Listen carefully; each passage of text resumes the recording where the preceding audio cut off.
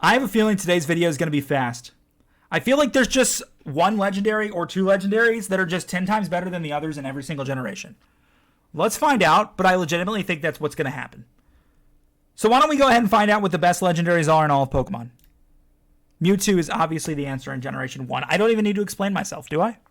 Mewtwo is a monster. It's a monster in Gen 1 itself because Psychic type is broken. It's a monster in Gen 2. It's a monster in Gen 3. It's a monster in Gen 4. It's a monster in Gen 5. It's a monster in Gen 6. Not to mention in Gen 6, it also gets 2 Mega Evolutions. Why? Why did they do that? Because they wanted to. Because Mewtwo's iconic. Because Mewtwo is OP. And they figured, why not make it even better? No problem at all. People won't use it competitively anyway. They'll just consider it Ubers, so it's fine. That was what Mewtwo was. Generation 2. I'm actually going to go Raikou here.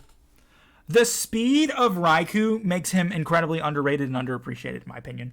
I think Lugia is actually really disappointing as a Pokemon. I think Ho-Oh is strong. I think Suicune and Entei are just a little bit behind their time. Raikou, though, as fast as he is, I actually really like Raikou here. I think he's really, really strong. Gen 3. I want to go Rayquaza, but I'll tell you why I won't. Deoxys has like 5 different forms, guys.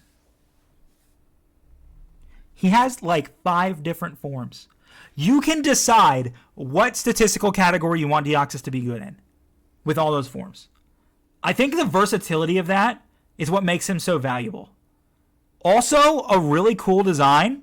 It sucks you couldn't actually obtain this guy by real means in Pokemon Emerald because they advertised him so much, but you only were able to get him through an event, I believe, that you had to like pay money for, and then it sent you to some island to get him.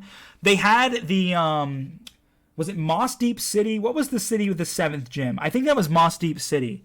In Moss Deep City, they have this like galactic space station thing, and you think to yourself, oh, I can come back here in the end game and get Deoxys. It never happened. It never happened. And it was really sad because there was so much potential there that just didn't happen. Gen 4.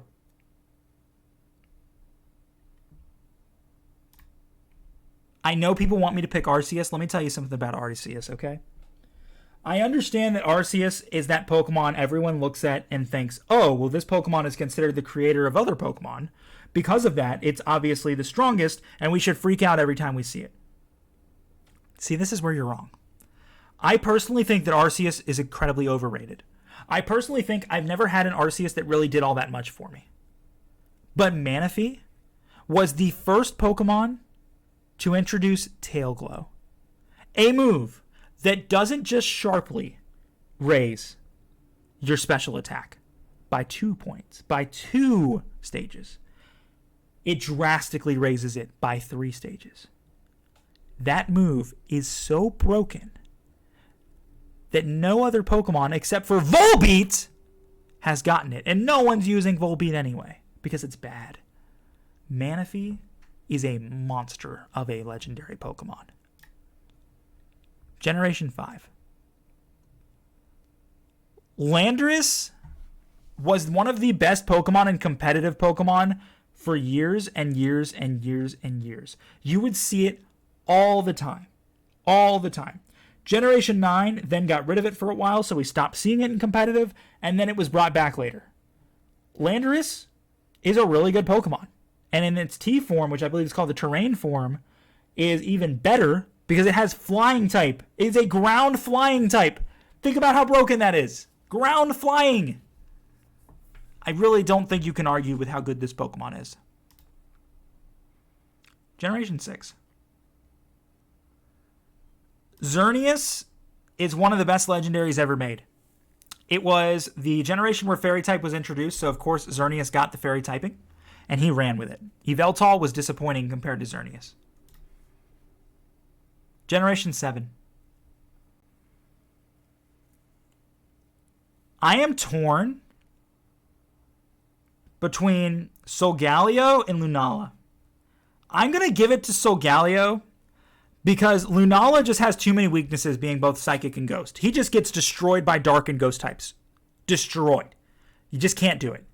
So I'm going to give it to Solgaleo. Psychic and Steel was a really, really cool typing. He's a great design as well. And Sunsteel Strike is incredible. Generation 8. We all know that Zacian is probably one of the best legendaries ever made, if not the most broken at the time. Zacian was unstoppable in every single way when it first came out. Unstoppable. I really don't think you can make an argument otherwise. Zacian is incredible. Generation 9. Excuse me. Listen. I think I can't decide. I'm going to go with Miraidon. Yeah, I'm going to go with Miraidon. I think Miraidon is better than Koraidon for sure. It looks cooler, and I don't really have much other analysis to provide because I don't know enough about the rest of these because I did not play DLC. The concept, and I'm going to say it, the concept that Nintendo can sell me a game for $60, give me barely any in-game content to do once I beat the game, and then say, hey, pay $20 more and we'll give you about 6 to 8 hours more of stuff to do. I already paid $60 for the game. I will never buy DLC as a concept. If I find a way to get it for free, in other words, somebody gives it to me, or maybe Nintendo gives it to me for free or something, if this channel, blows up in the future, whatever, I'll play it, no big deal. But I will never pay for DLC. I think it is the dumbest concept in the world. I get it from a business standpoint. I get it. Nintendo's a business. Nintendo wants to make money. Pokemon is one of their bigger platforms. Of course, they're going to do what it takes to get more money. I understand, and I understand that 100%. But just give me a game with post-game content. And if you want to add DLC to give me, more Pokemon or something, whatever. But I should be allowed to play post-game content. I shouldn't be just like, oh, well, you take out the professor after you take out the Pokemon League, and you catch your Koraidon or your Miraidon, and then you're, done, and all you can do is complete your Pokedex. That's all there is to do. That's not acceptable. Because back in the day, that's not how the games worked. There used to be so much stuff you could do after you beat the main story. But now they just put it in the DLC and make you pay more money for it. And I just don't agree with that. I don't. So I didn't play DLC. Basically, long story short. I did not play DLC, is the long story short there. I skipped gimmick forms, didn't I, guys? I skipped gimmick forms. That's okay. We're going to do gimmick forms tomorrow then. I got so excited to talk about legendaries that I skipped gimmick forms. I didn't even realize this till now. So we'll do the gimmick forms tomorrow, and that'll be it for everything. But first off, we got to have a conversation. About what the best legendary is. It's Mewtwo. I mean, it's Mewtwo. It's Mewtwo. It always is. Thank you guys for watching, and I will see you all in the next video.